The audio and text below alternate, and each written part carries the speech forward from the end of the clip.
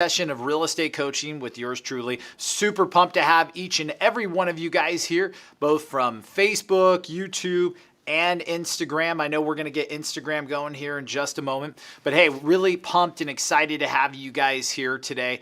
I can't begin to describe the appreciation that I have for each and every one of you guys who have recently reached out and commented how much you guys are appreciating the live videos we're putting out, the content we're putting out, and how much that's beginning to really help you guys in your real estate business. I mean, that's the whole purpose of this.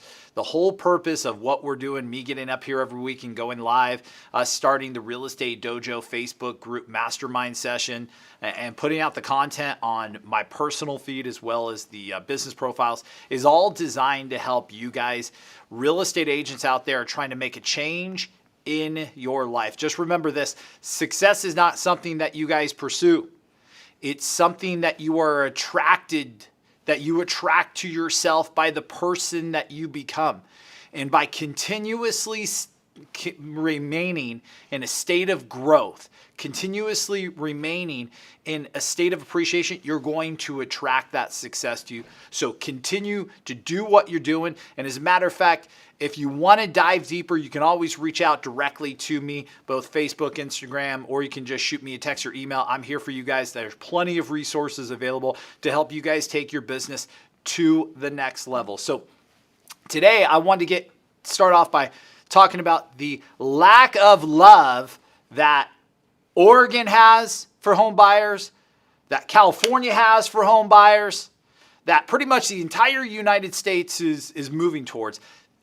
Absolute lack of love for home buyers and the lack of appreciation that they have for this emotional experience for both parties, both home buyers and home sellers. So if you guys don't know this, recently Oregon passed this law. It's been in effect in California here for a little bit now, but they said home buyers can no longer write a letter, write a cover sheet, do any of that when sending off their offer to a home seller. That the home seller needs to know nothing about the home buyer except their name and the price that they want to offer on the house. Soon enough, it'll just be the price, because to all the people in our government, that's all they think it's about. They think this is black and white. It's about price, and price is the only thing that matters. Well, news alert. News alert to everybody in the government passing these absolute ridiculous rules. Selling a home is an emotional experience. I've sold one. Most of you guys watching this have gone through the process of selling your personal residence at some point in time. You know that all that love that you put into your house, the new floors that you and your spouse picked out, the tree house in the back you built for the kids, all the fun and amazing times that you've had at your personal residence, that the government's actually stepping in and saying, you know what, that's great, but none of that matters. None of that matters. What matters is the price. It doesn't matter who's going to be taking over your house, who's going to be owning it now. All that matters is the price. Well, that's bullshit. That is, in my opinion, that's absolute bullshit. To me, I just put all this love and all this TLC, and I raised my kids. We had their first Christmases there. We had their first birthdays there. This house is our home right now. And yeah, we're moving to a new one, but this plays a major chapter in our lives.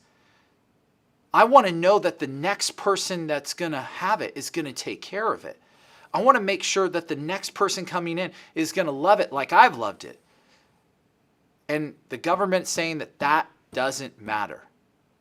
And that's just a shame, because it also makes it hard for you guys out there as real estate agents to work to get your offer accepted. Because in full transparency, I run a team. We right now, I mean, it's ended July.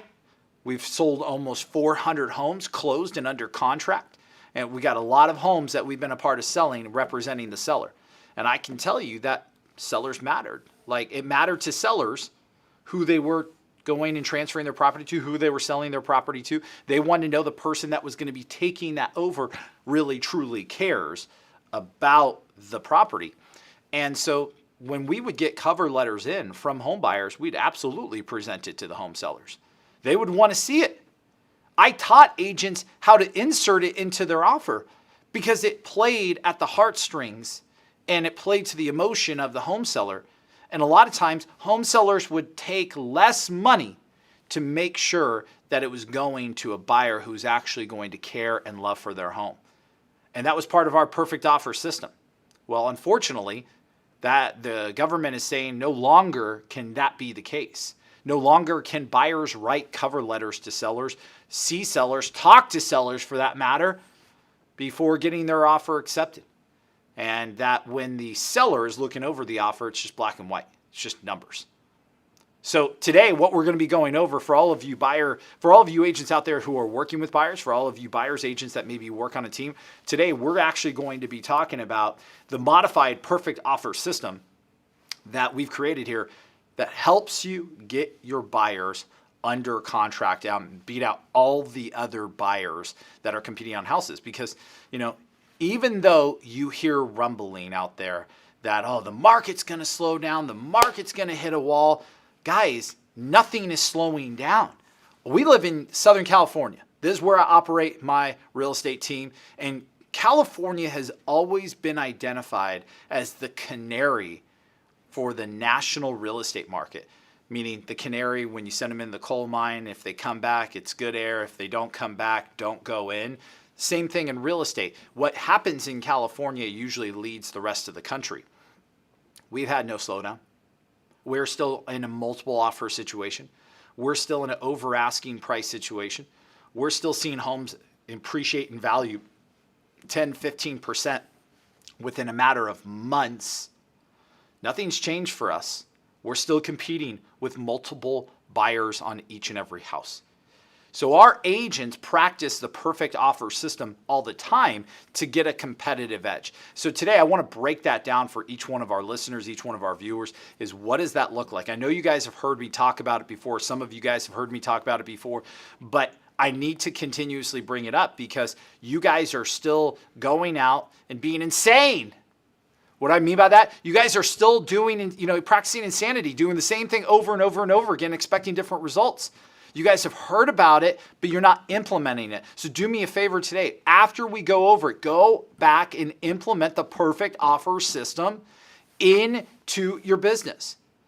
So let's dive into that system and what it looks like. So number one, when you take a buyer out to a home, you should be leading that buyer.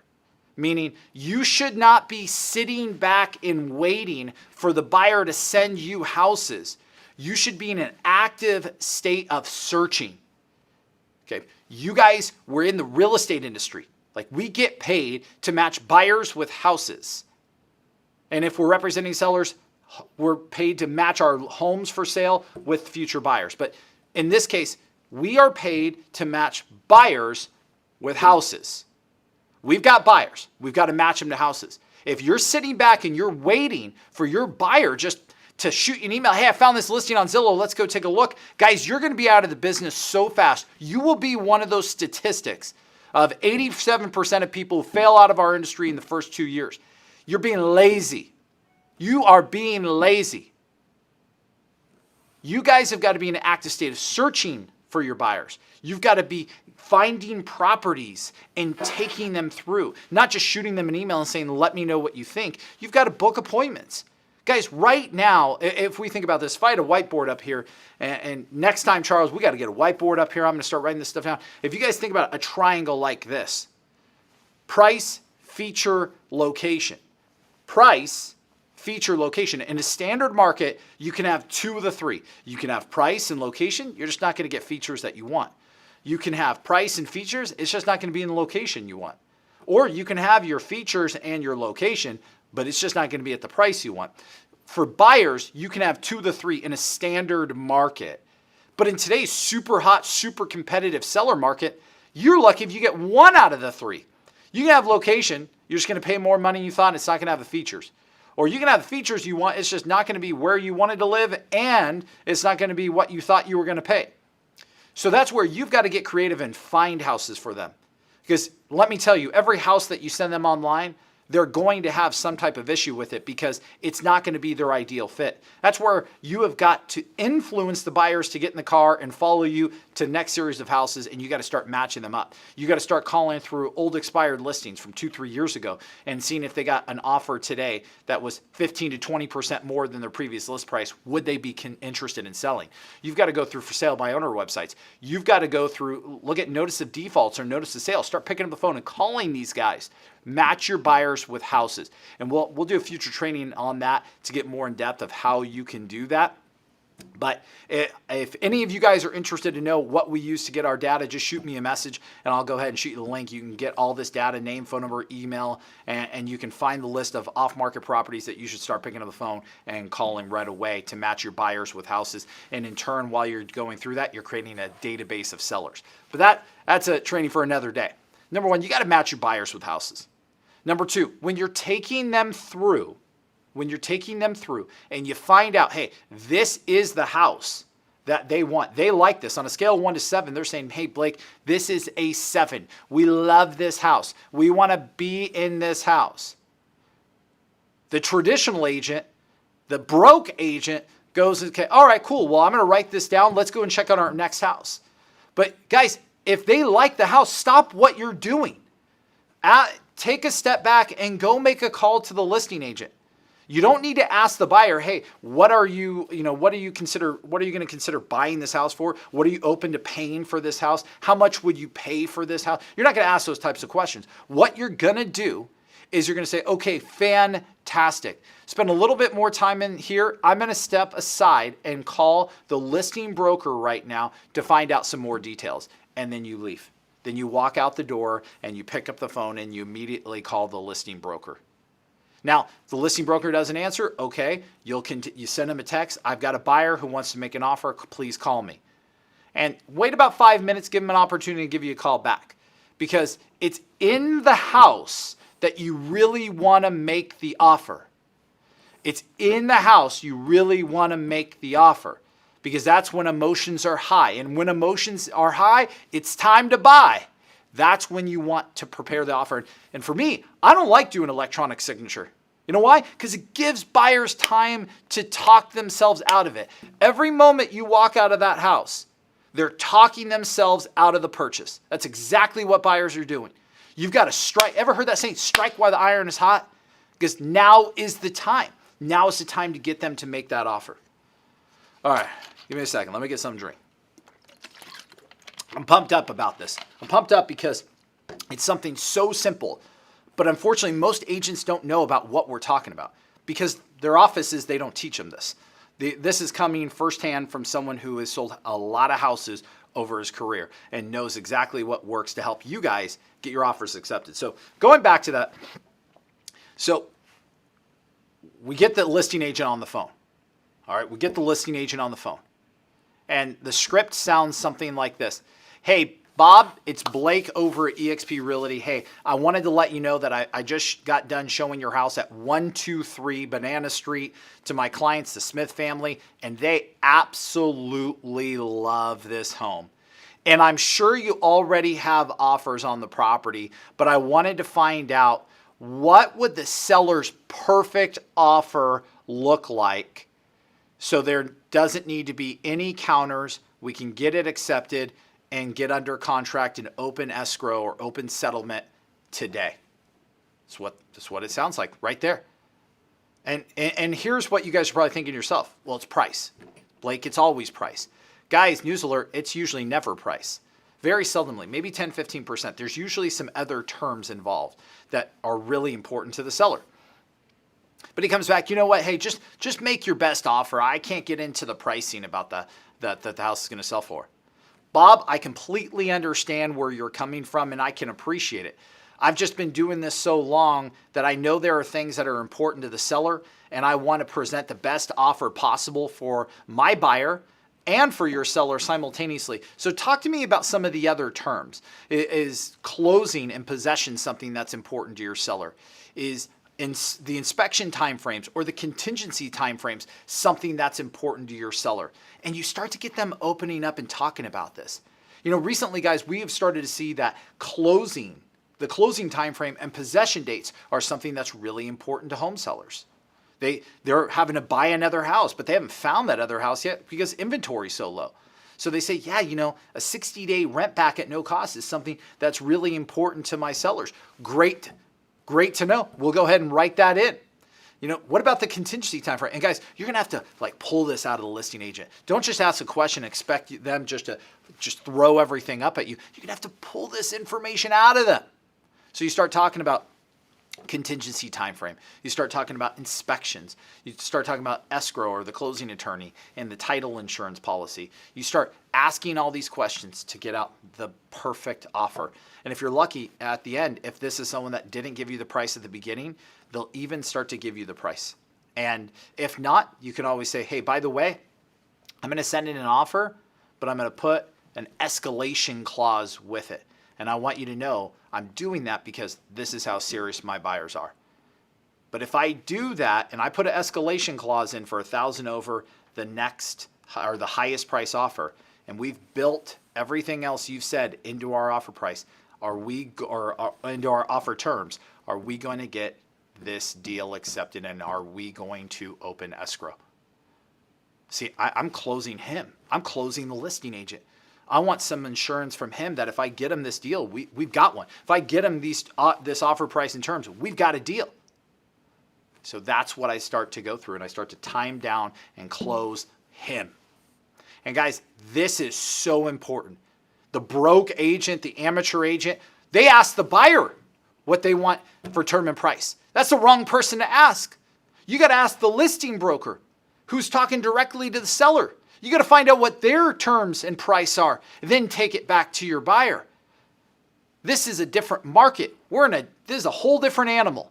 And you guys have got to know that part of the perfect offer system that we built here is based around communication with the listing broker and or the seller to find out what that perfect term or that perfect price is, those perfect terms, so you can prepare the offer correctly to get it accepted. Okay, got to have open communication with the listing agent. Then from there, this normally would have been the creation of the cover letter. But like I told you guys earlier, the government is coming in and telling you how to do your job.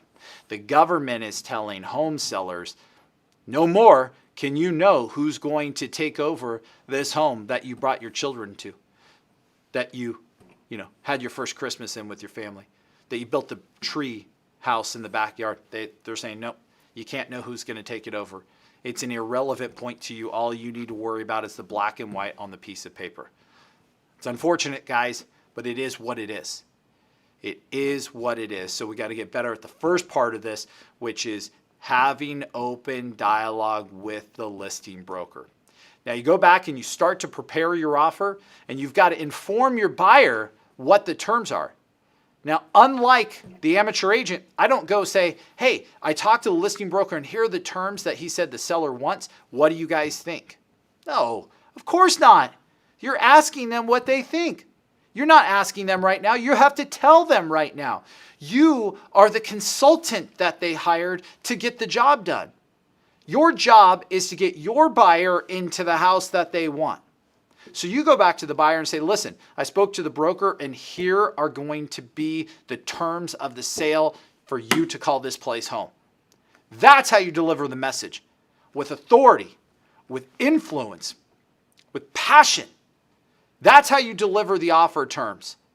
And that's going to get your buyer to sign where the line is dotted. That's exactly what it's going to take to get them to sign where the line is dotted. If you go back asking questions, it's like you're asking for approval. Like, are you good with this?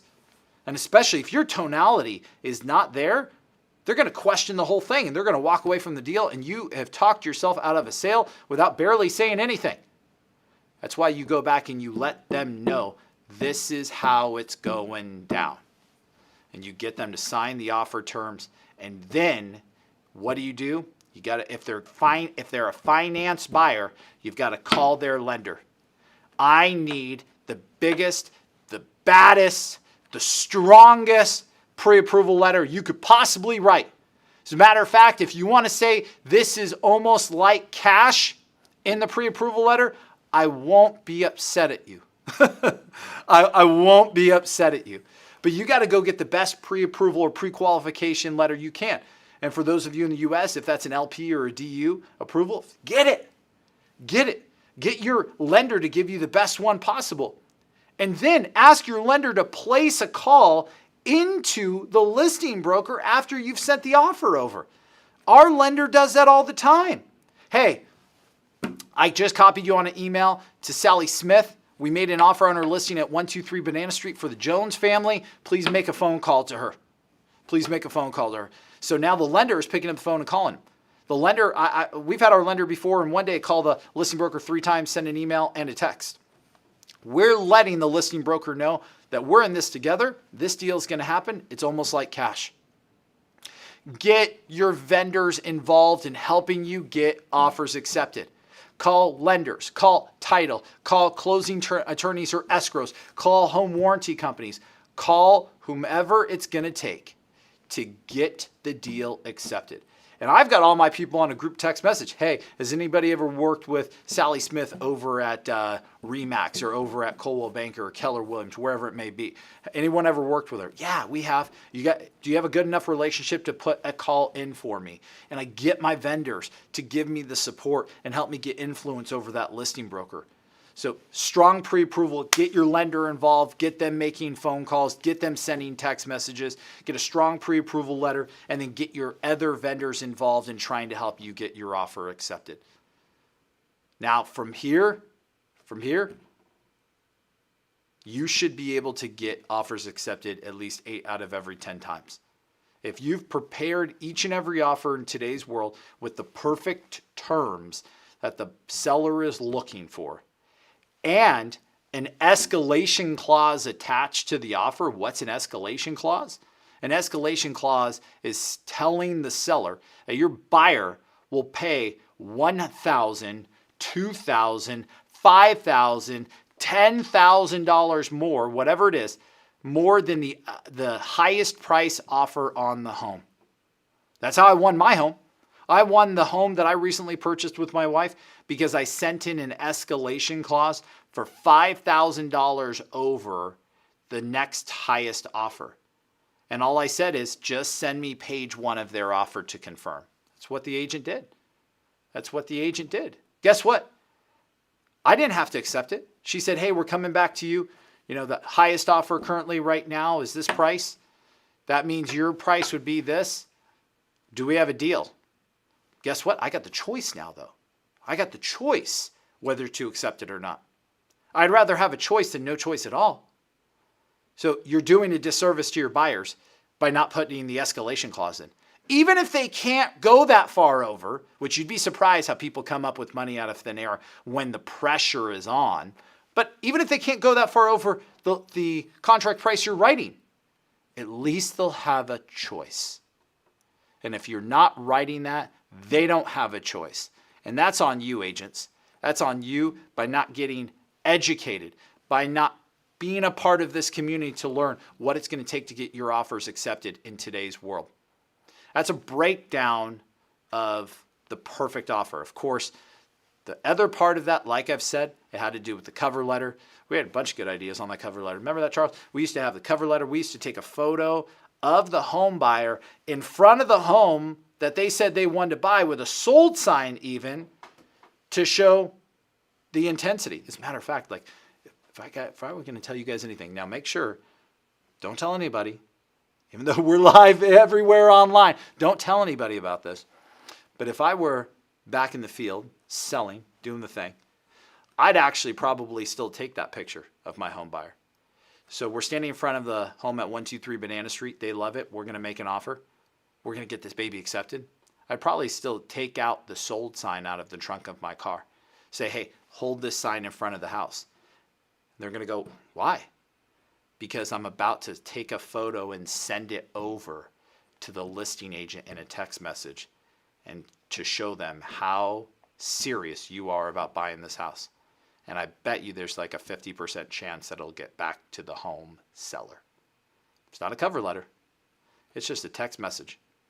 And guys, I've done this before. I've done it in a text. I've actually, the operations manager here for my team When she was buying a house with her husband years ago, I took a video with her at that time 1-year-old.